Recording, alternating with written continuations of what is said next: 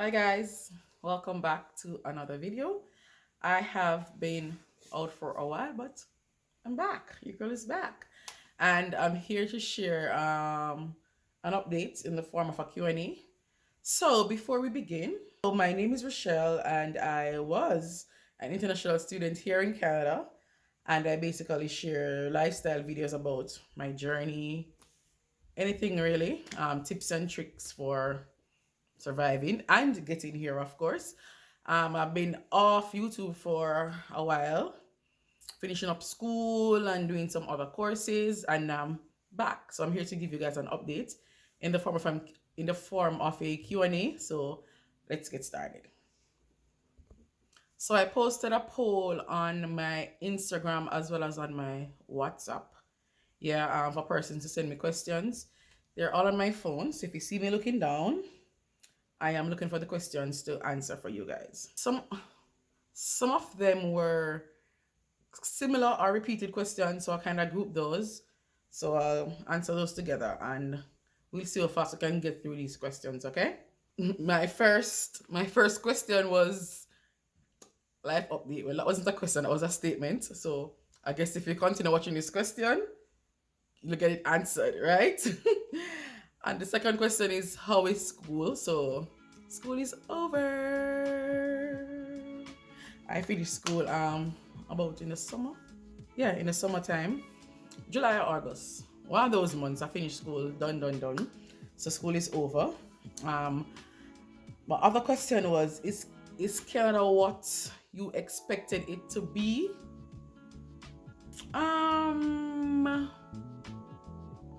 What are my expectations? That's the first question. So guys, I never got to think about these questions and I'm just answering them raw from the top of my head. I never got through them before. I just thought that I'd save them. And I'm just doing the video right now. I'd say yes. Yes, it met my expectation. It did. I probably wasn't looking, I'm not sure if I was looking for too much or wasn't looking for anything at all, but for the most part, it has been good. So I'd say yes, it has met my expectation. This person says, Barbie says, welcome back. Thank you. The other question is, have you received your post-grad permit? As at the time of recording this video, no, I have not. It's taken 4 months for most. So based on the trends I am seeing, because I joined this Facebook group, I know that before November ends, I should be getting a response. Hopefully. I should be getting a response for that. Can you do a detailed video about applying for PGWP, please? Of course I can. Of course I can. Even though doing them video they take time, come if you go screen your card and remember the steps. But I'll try and do a nice sit down one and get it done. Not that I can't, because I've done other DIY videos, but I'll do it for you. Guys, I thought this wasn't recording, but it is. Next question. Oh, this is not a question. The person says, mighty God, yes, lol. Congratulations, we wait long enough. Best, oh, let me see. I think I cut off part of that. I cut off a part of that person's question. I didn't realize that it was longer. I am sorry. So I can't. Let me see if I can find it back. One sec, guys.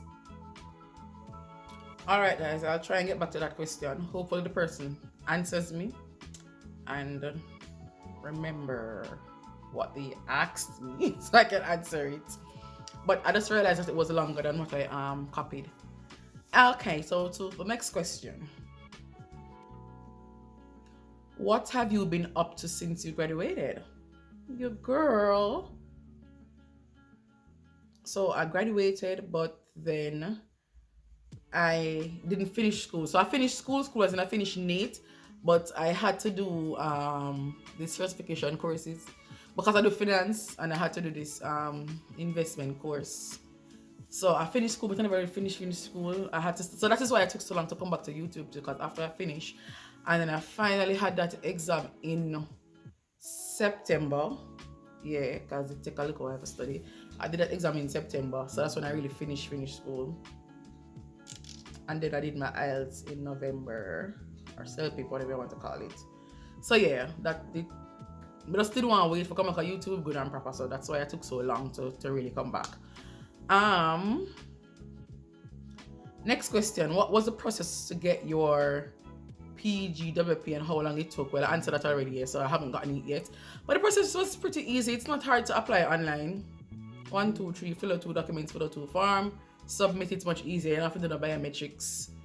You just need to, once you finish school, I got my letter the same day. I got my letters the same day I applied because I had a job already. And in order to keep working, you would have needed to have an application in process. So the same night I applied for my PGWP.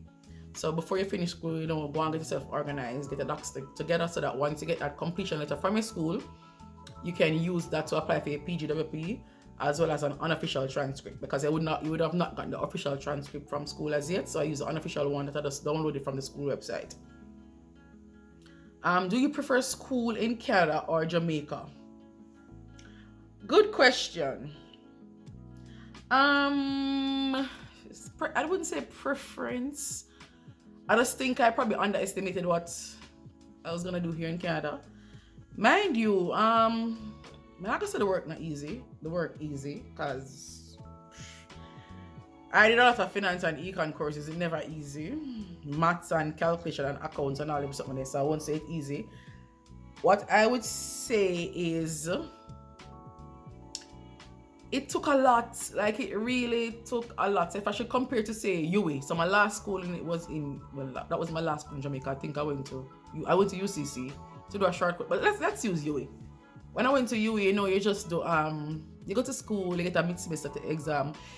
Every week you get a tutorial to answer questions and stuff like that.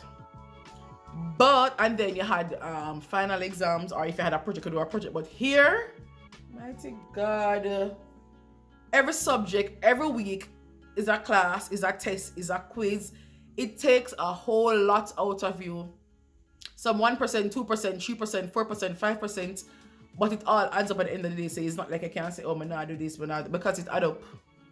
But it was just a lot. I don't know, it's good and it's bad because it basically keep you on your toes. You keep learning. You should not forget things.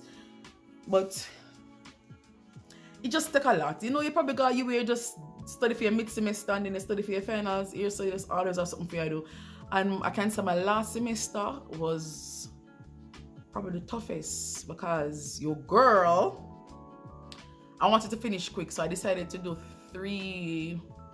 I had 3 courses left. I decided to do them accelerated. So normally for the entire semester you go from September to December. So that's what, for 12 weeks. I did my courses in 2 months, 8 weeks, or 7 weeks plus. So imagine me having 3, and they weren't easy. I did this writing course, and I did organizational behavior. What was the other course, guys? I don't remember what the other course name, but there were 3 big hard course. I'm stressed out. So yeah, can you imagine? So I don't know what type of preference. I guess it depends. So one probably keep you grounded more. One just take a whole lot stress. Or probably was because it's a long time I never got to school and I never did plan for do all of this. But I don't think that's it though. A lot of persons though will mention that it does take a lot here. So I wouldn't necessarily say probably preference. It's just the different takes on it, what you can get and what you're required to do for each. So yeah. Next question. How Canada treating you and the family? For the most part, we are grateful. We are grateful. As I know, being an international student, it's not the easiest, but if you're like me and my family, for bill and make things work, it will work. Overdo things and I try to just work within your means, live within your means, you understand, and make things work. So for the most part, it's been treating us good because, of course, we understand how to juggle and be contented for the most part and allow things to work. Not a question, but looking forward to seeing your life after school. Me too. Honestly, I am. Like somebody asked me recently, how is it settling in now? I think I'm now just settling in because I said I did my self-pip exam in November. I did a bit of preparation. I feel like it's now me I get back in the groove of feeling like I was back home, waking up, going to work, maybe going to daycare, hubby going to work. You're just trying to get settled after not going to school, feeling what it is like to just go to work, come home, do your normal stuff, not having to study. So yeah, I am working into that as well and looking forward to what life has to offer as well. Um, so this one was about what was the process like applying for your PGWP and extension for your husband and child. So I mentioned about my part already, but I haven't applied for our baby's own already. I plan to do it in December. Yeah, I'm gonna do it in December because their permits are still valid until next year March, so they still have time. So I never really pressure to apply for them at the time, but I'll do it in December. How you and family have been doing? We've been doing good, pretty good. Somebody said I'm so excited. How has it been since graduation? Would you say life has been easier financially? There's an hand here. I keep putting up people in question. I'm not sure what's wrong with me. Financially, how would I say this? I think being able to afford things is easier here, especially when it comes to like basic things like food and affording what you really want. So if I need to buy, like, you remember in Jamaica, apple dear, and one apple costs $100. So like my baby, like, I always use apples because I think apple is ridiculously expensive in Jamaica. Now the ought to eat it. I mean the foreign apples, they were really expensive. And my daughter love apple. I'm realizing we can just go buy our apple. We can just go buy milk. So I think like in terms of like food, it's much more economical. You can afford food stuff. Mind you, do I know? Groceries are expensive. Like Canada is not cheap, but you get value for the jobs you do. You are able to afford stuff. Let's put it that way.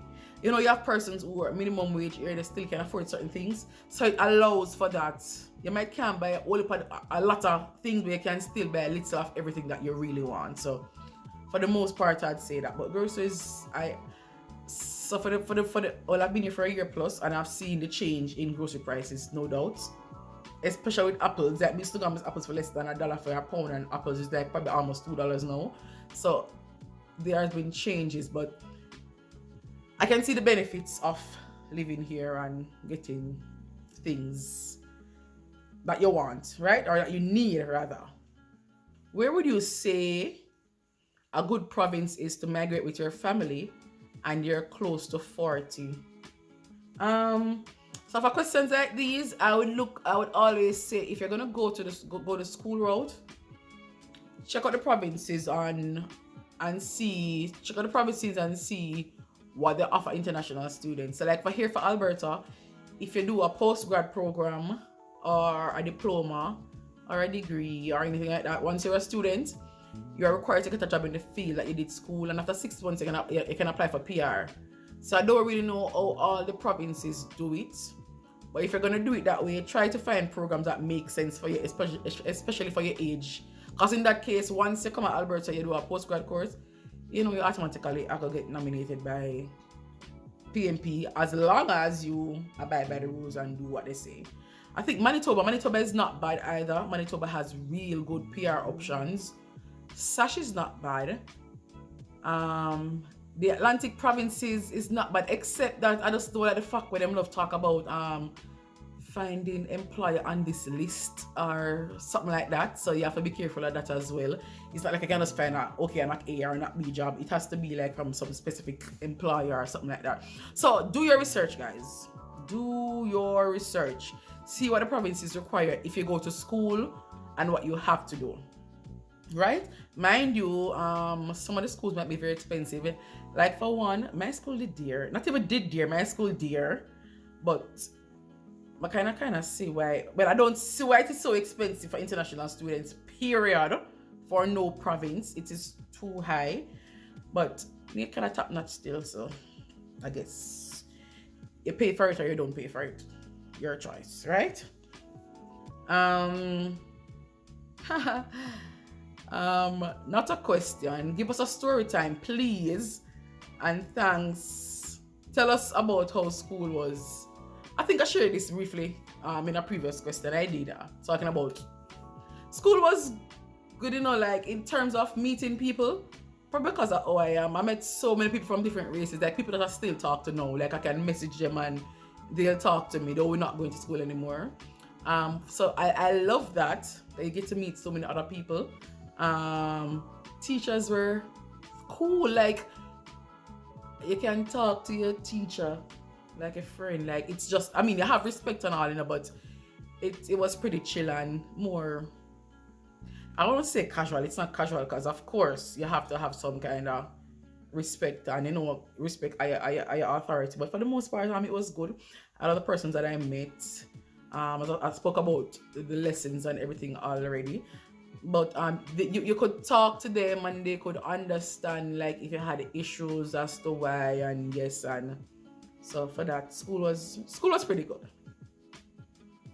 How do you feel walking down the aisle on graduation day?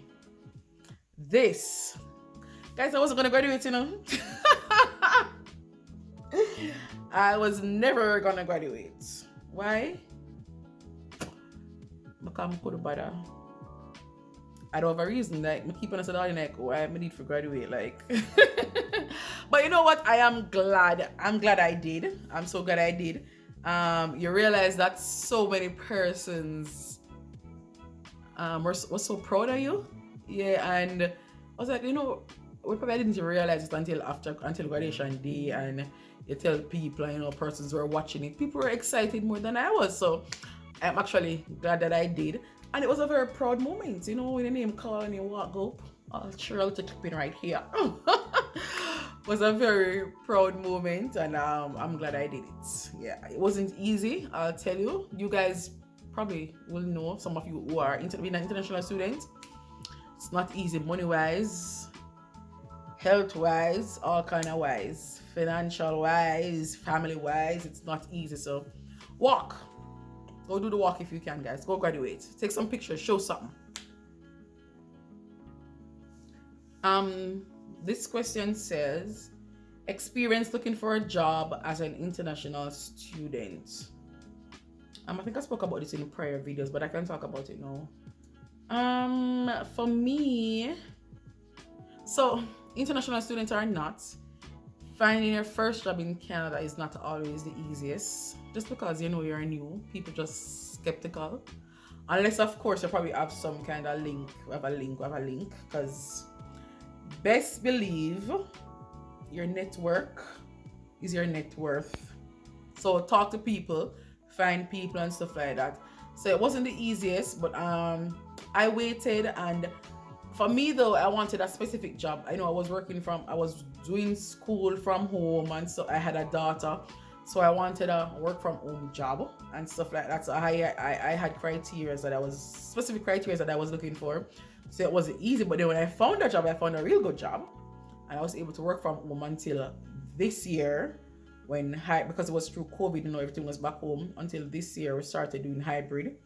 Anyway, I stopped doing that job. I'm now doing a new job. Yes, but it's not easy. But what I can tell you is, send the applications, send them. If you're at school, and so my school, a part of our program is that we had networking events. Go them, show up. One thing Canada allow you to do is to show up.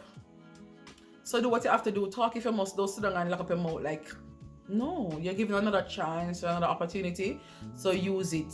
You go there, you meet people, network, and find opportunities.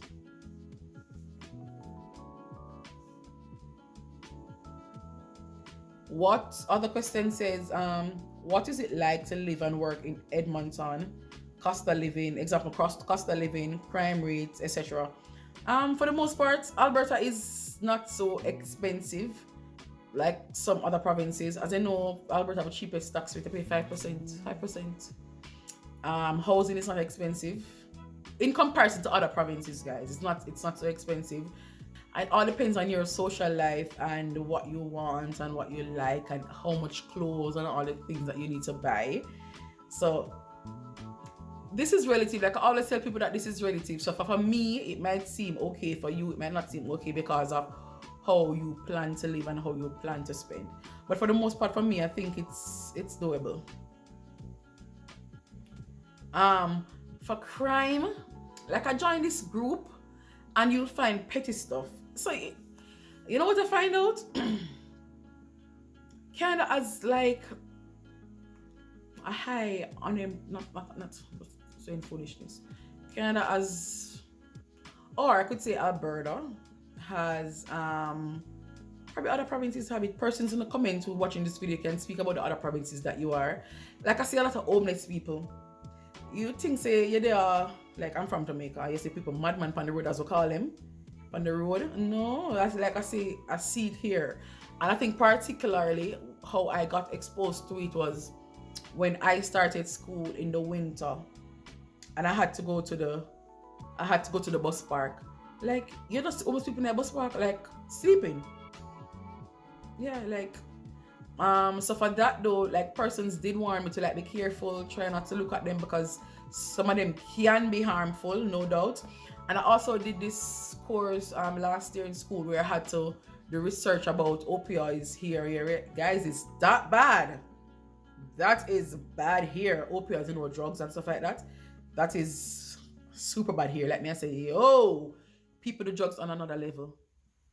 No lies. So I realized that was also an issue here. But for the most part though, sometimes you'll see them in like different places that they make. You'll see if I'm on the train, I can see like little, what we call them, like shacks that they make up, like that's where they stay. And like in the winters, I say you can see them in the bus park. Just trying to forget another them way for the most. I think I've had one incident that really scared me, and I saw two of them doing something.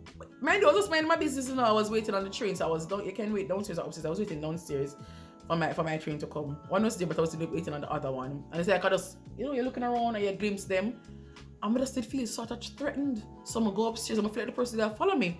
They did come in the train, but they didn't come where I was. I don't know if I was being paranoid or because the people them tell me I just still overreact, but it is a thing. So that's something else to be mindful of.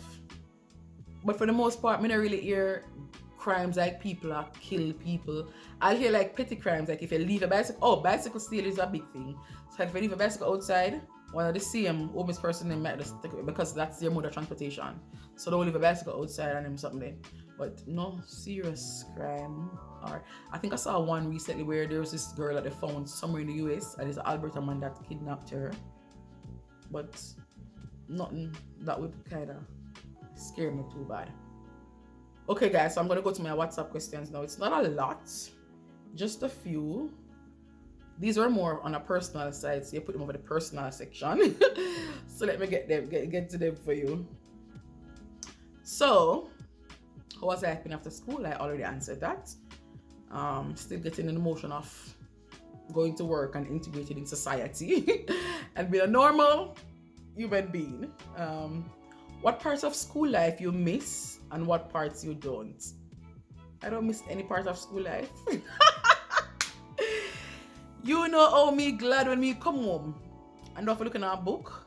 I'm glad one time. And I remember I used to work from home and I shut down my work computer and open personal computer. I'm glad when I have to do that.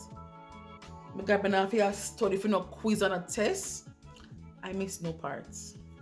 And as I said, I still have my friends that I talk to. As a matter of fact, we have a WhatsApp group that we create. So if I miss them at any point, I can say, hey guys, how have you been? Any updates and stuff like that. But you girls good over here. How easy or hard was it to find a knock job after school? So I had a knock job. That was my first job. I got a knock job as my first job. Yeah, that did kind of hard. I did explain that before. And my other job that I have now is also a knock job. Guys, come to Alberta. The good jobs them there. Come to Alberta, alright? And not only that, network. Because when I remember when I got this job was from school when we had the event. It's just through meeting persons. And you reach out and you just, the most the person can do is send you I had to send my resume, they could probably put in a little one word and say, okay, I met her and then I got an interview. I did an interview twice, yeah, and I basically got, it was now my decision to choose where I wanted to go. So yeah, network guys, network. Don't be shy. After being in Canada for a while, do you miss Jamaica? As in to go back to live right now? Right now, at this present moment, to go back to live. To live is a no right now. Is a no right now. No.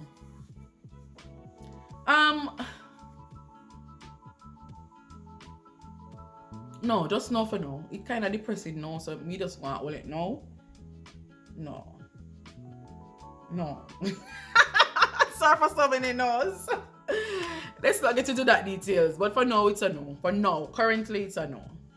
I mean, things can change in a few months, in a few years. Who knows, right? But for now it's a no.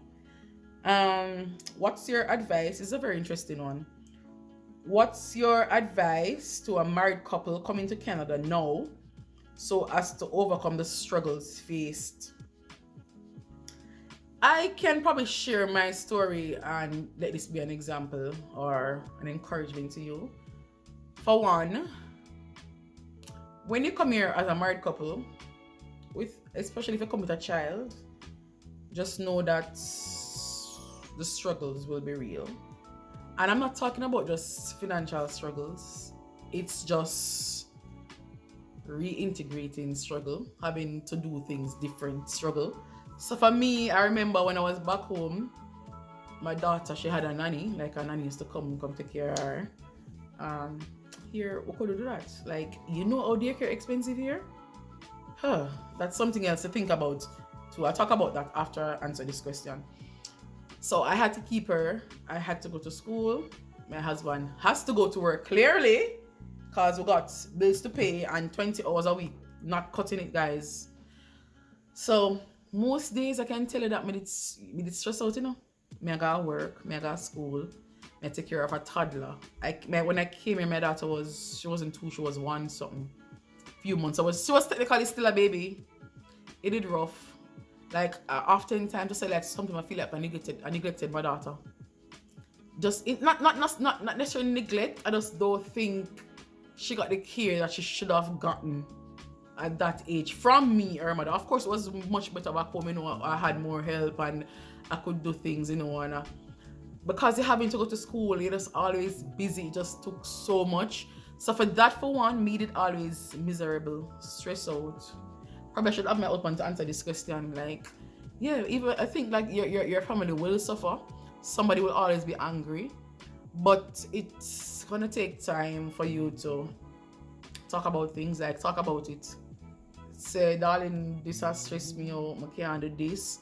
For one, the husband or the wife, whoever is not going to school, is gonna have to pick up more chores to do, and for just understand. Say, yeah, you have to do this because it have to work.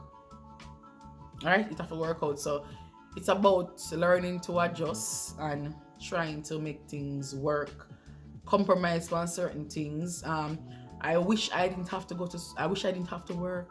Like, I'm not gonna tell you, like, many times wish me never have to work because school was just so much. You do so much courses for a semester, one semester, and each course I demand so much from me every week. Like, I won't lie to you, like, me did miserable. My husband used to get the blunt of it. But then I want to that it gets better. What you will do is to learn to adjust for it to work. Right? So as I say, talk about it. You can't just sit down and just miserable all the time. So you have to talk about it, and then for the first few months it aga rock because it's a process and every process takes time.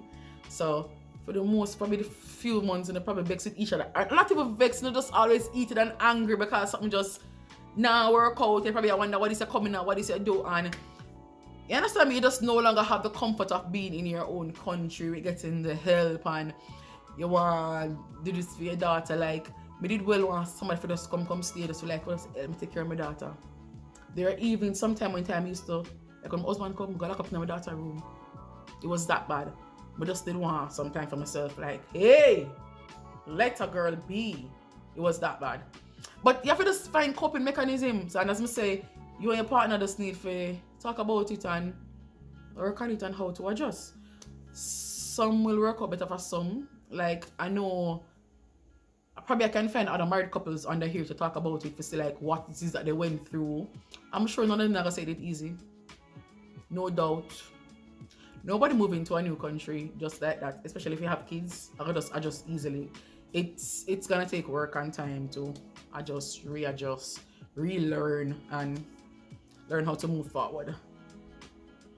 And this is this is not the last question. What's your advice to an international student?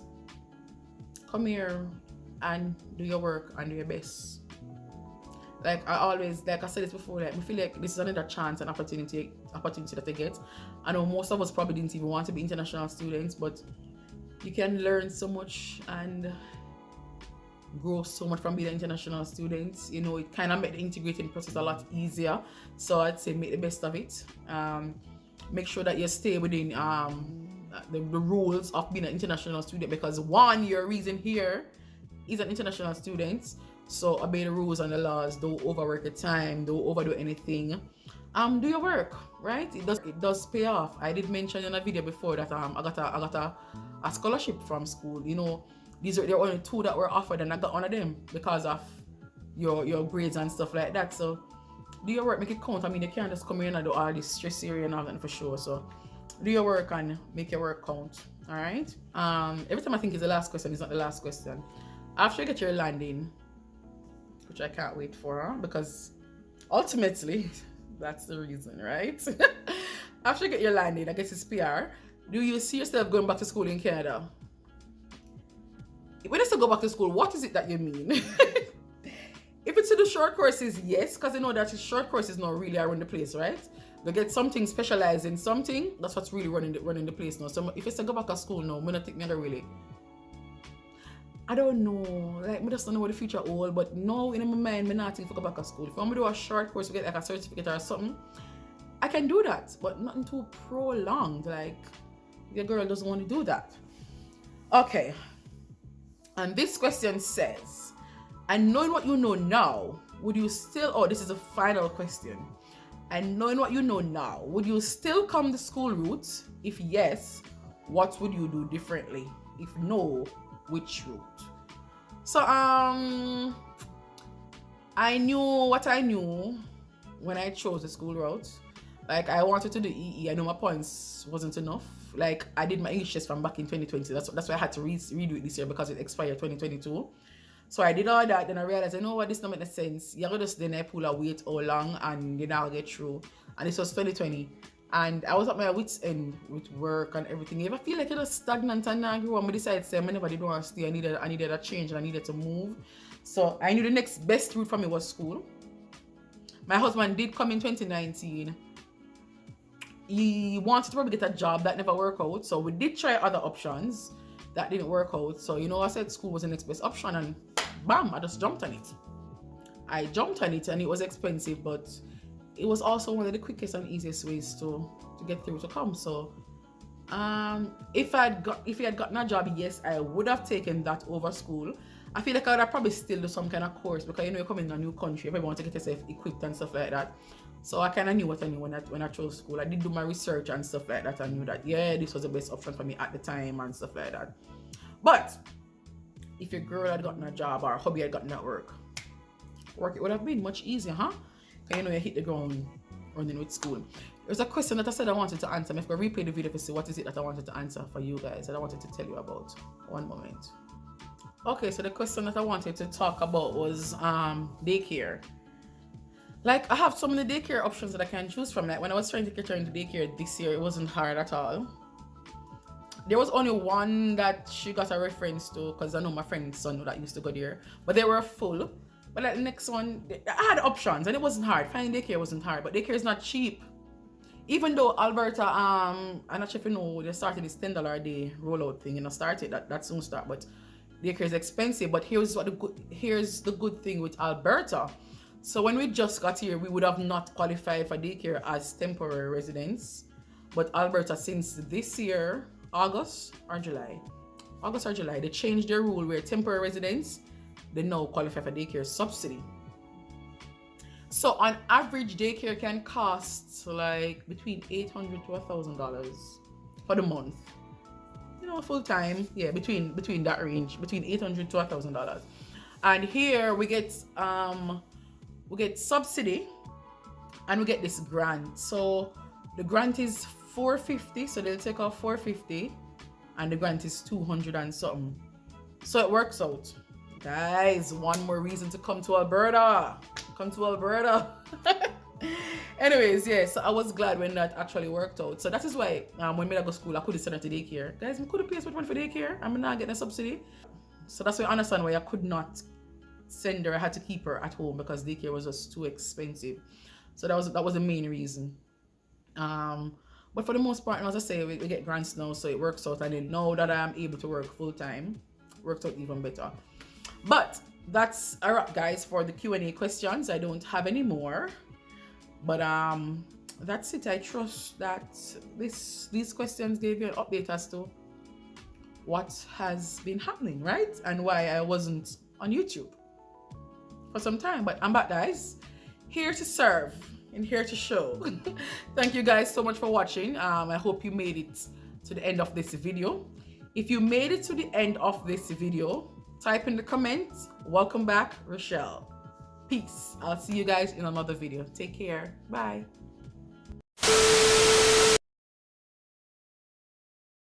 And I was an international student in my name is Rochelle. Let's get cracking. So my name is Rochelle.